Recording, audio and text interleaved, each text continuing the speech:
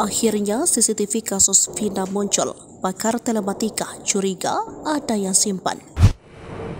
Pakar telematika Roy Suryo turut mengomentari rekaman CCTV yang diduga memperlihatkan pelaku pembunuhan Vina. Ia menyoroti sosok wanita lain yang terekam dalam CCTV tersebut. Pihaknya juga mencurigai ada sosok yang menyimpan rekaman CCTV itu selama 8 tahun. Dikutip dari tribunnews.bogor.com, analisa itu disampaikan Roy Suryo pada Minggu 6 Februari. Ia mengatakan seharusnya ada video utuh yang bisa diputar terkait rekaman CCTV. Pasalnya Roy menilai kualitas rekaman CCTV tersebut cukup tajam.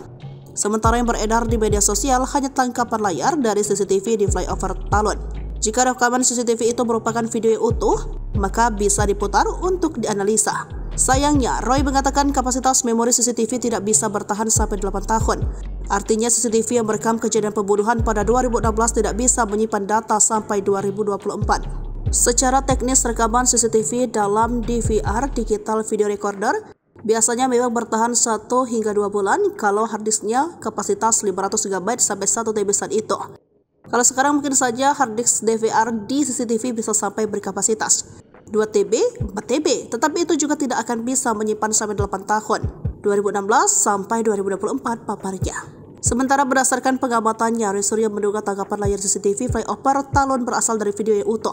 Secara teknis, ia menduga ada sosok yang sengaja menyimpan video CCTV itu secara utuh. Ia juga menyoroti keberadaan wanita lain selain Vina dalam CCTV tersebut.